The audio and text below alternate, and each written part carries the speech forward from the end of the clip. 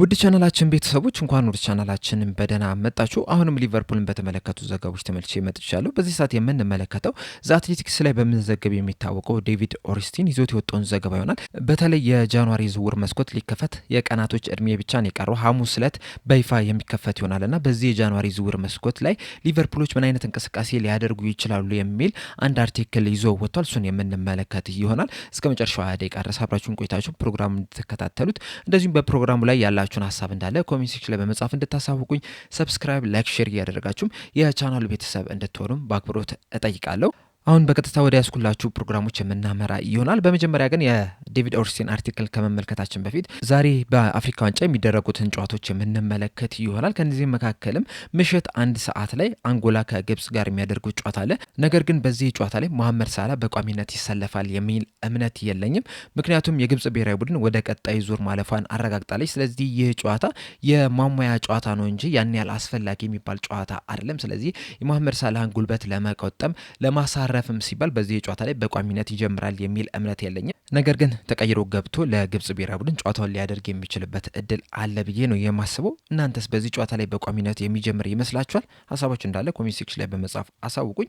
በቀጣይ የምንመለከተው ዘ አትሌቲክስ ላይ ዴቪድ ኦርንስቲን የጻፈውን አርቲክል ይሆናል። እንደሚታወቀው ዛሬ ዲሴምበር 29 ነው። ጃንዋሪ 1 ሊገባ 2 ቀናቶች ብቻ ነው የቀሩት። ሐሙስ በይፋ የጃንዋሪ ዝውውር መስኮት የሚከፈት ይሆናል። እናም ዴቪድ ኦርንስቲን ዘ አትሌቲክስ ላይ የጻፈው አንድ አርቲክል አለ። በዚህ አርቲክሉም ሊቨርፑሎች ምን አይነት እንቅስቃሴ ሊያደርጉ ይችላሉ፣ የትኛው ቦታ ላይ አተኩረው ተጫዋቾችን ለማምጣት ጥረት ሊያደርጉ ይችላሉ፣ እንደዚሁስ ከሊቨርፑልስ የትኞቹ ተጫዋቾች ሊለቁ ይችላሉ የሚል ጥያቄ አንስቶ እንግዲህ በዛ ዙሪያ የራሱን ሀሳብ አስቀምጧል። ይህንንም ሀሳብ የምንመለከት ይሆናል። ከዛ በኋላ የራሳችንን ሀሳብ በዚህ ዙሪያ የምንሰጥ ይሆናል። በመጀመሪያ እንግዲህ ከሊቨርፑል ስለሚለቁ ተጫዋቾች ነበር ያወራው። በተለይ ደግሞ ከሊቨርፑል በውሰት ውል ሊለቁ ስለሚችሉ ተጫዋቾች ነበረ የጻፈውና በዚህ በጻፈው መሰረት ምንድን ነው ያለው? በዚህ ሰዓት እንግዲህ የተለያዩ ክለቦች ከሊቨርፑል የተለያዩ ተጫዋቾችን በውሰት ውል ለመውሰድ ከፍተኛ ፍላጎት እያሳዩ ነው የሚገኙት። አሁን ለምሳሌ ትሬና ዮኒን የተለያዩ በእንግላንድ ውስጥ ያሉ የሚሆን በዩኬ ውስጥም ያሉ ክለቦች በውሰት ውል ለመውሰድ ፍላጎት አሳይቷል። ከሱ በተጨማሪ ምን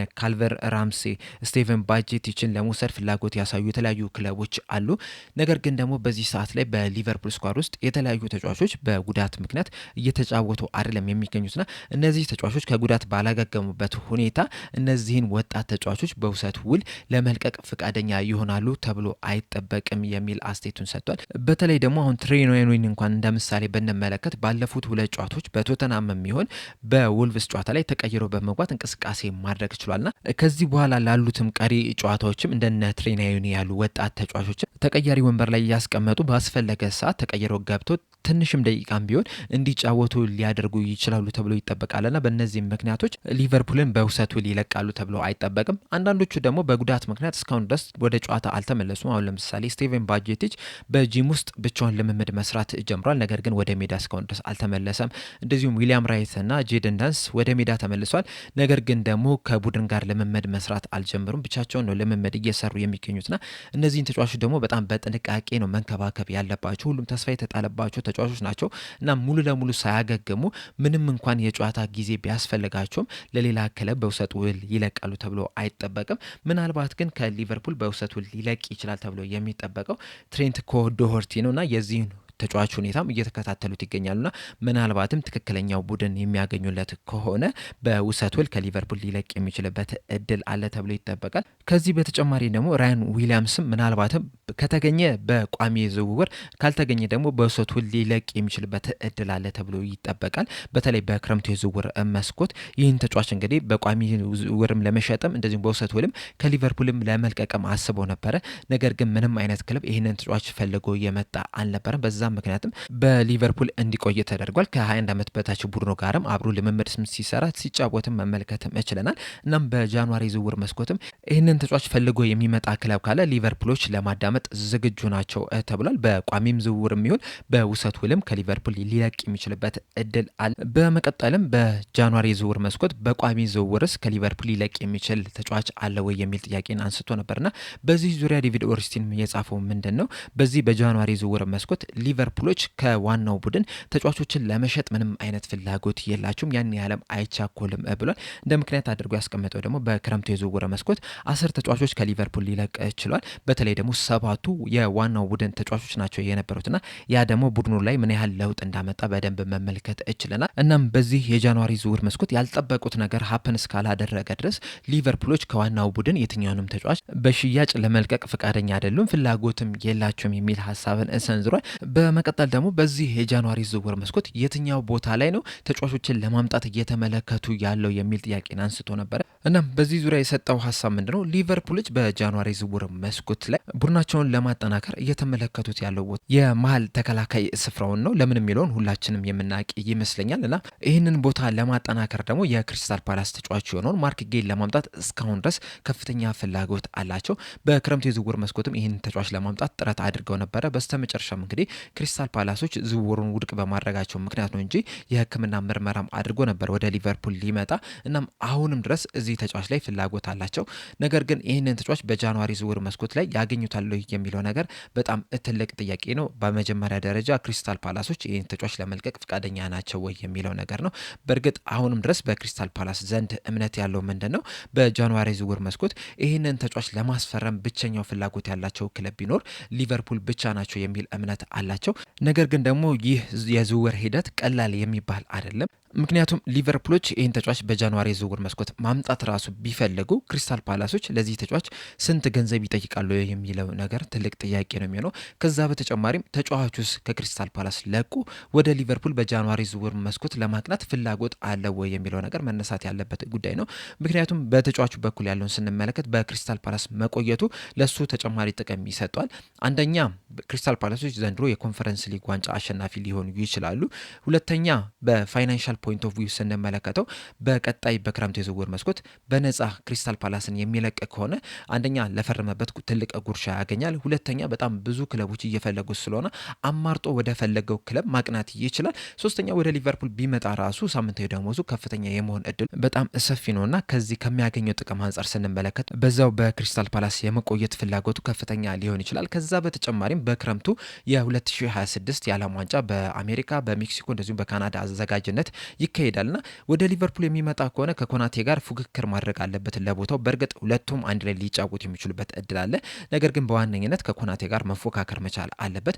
በክሪስታል ፓላስ ግን የክሪስታል ፓላስ አምበል ነው፣ ወሳኝም ተጫዋች ስለሆነ ከዚህ በኋላ የሚኖሩ እያንዳንዱ ጨዋታ በቋሚነት በእርግጠኝነት የሚጀመር ይሆናል ጉዳት እስካላጋጠመው ድረስ እና በእንግሊዝ ብሔራዊ ቡድንም በዚህ ሰዓት ላይ በቋሚነት እየተሰለፈ ያለ ተጫዋች ነውና በዛው በክሪስታል ፓላስ የሚቆዩ ከሆነ በእርግጠኝነት በ2026 የዓለም ዋንጫ ላይ በእርግጠኝነት ከእንግሊዝ ብሔራዊ ቡድን ጋር የሚሄድ ይሆናልና ወደ ሊቨርፑል የሚመጣ ከሆነ ግን በፉክክሩ ምክንያት ያንን እድሉ በትንሽ ፐርሰንትም ቢሆን ሊቀንስበት ይችላል ብለው ስጋት ውስጥ ሊገባ ስለሚችል በዛው በክሪስታል ፓላስ የመቆየት እድሉ ሰፊ ነው። ነገር ግን ሊቨርፑሎች በጃንዋሪ ዝውውር መስኮት የመሀል ተከላካይ ስፍራውን ማጠናከር ይፈልጋሉ። ስለዚህ ክሪስታል ፓላስን በድጋሚ ሊጠይቁ የሚችሉበት እድል ሊኖር ይችላል የሚል ሀሳብ ሰንዝሯል። ከዛ በተጨማሪም ግን ከመሀል ተከላካይ በተጨማሪም የፊት ለፊት መስመሩ ለማጠናከር እንቅስቃሴ ያደርጋሉ ብዬ እጠብቃለሁ ብሏል።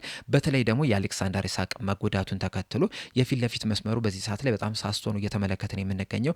እንደዚሁም ያለፉትን ዓመታት የሊቨርፑል የፊት ለፊት መስመሩ ስንመለከት የነበረውን ጥንካሬ ስንመለከት ዘንድሮ ካለው በጣም የተሻለ ነው። ዘንድሮ በጣም ወርዶ እየተመለከትን ነው የምንገኘውና ያንን ቦታ ለማጠናከር ተጫዋች ሊያመጣ የሚችልበት እድል አለው። በዚህ ሰዓትም እንግዲህ ሊቨርፑሎች የበርንማውዝ ተጫዋች የሆነውን የአንቶኒዮ ሴሜኒዮ ከፍተኛ አድናቂ ናቸው። በእርግጥ ሰሞኑን ያለፉትን 1-2 ሳምንታት አንቶኒዮ ሴሜኒዮ ወደ ማንቸስተር ሲቲ የማቅናት እድሉ ከፍተኛ ነው የሚሉ አንዳንድ መረጃዎችን እየተመለከትን ነው የምንገኘው። ከሱ በተጨማሪም ማንቸስተር ዩናይትድም ቶተናምም እዚህ ተጫዋች ላይ ፍላጎት አላቸው። ቼልሲም በሆነ አጋጣሚ ይህን ተጫዋች ለማስፈረም ፍላጎት እንደነበራቸው ሲነገር ነበረ። በስተመጨረሻ ግን ከዚህ የተጫዋች ዝውውር ራሳቸውን ማግለላቸው ይፋ ተደርጓል። ሌሎቹ ግን በተለይ ማንቸስተር ሲቲና ማንቸስተር ዩናይትድ ግን እዚህ ተጫዋች ላይ ከፍተኛ ፍላጎት አላቸው።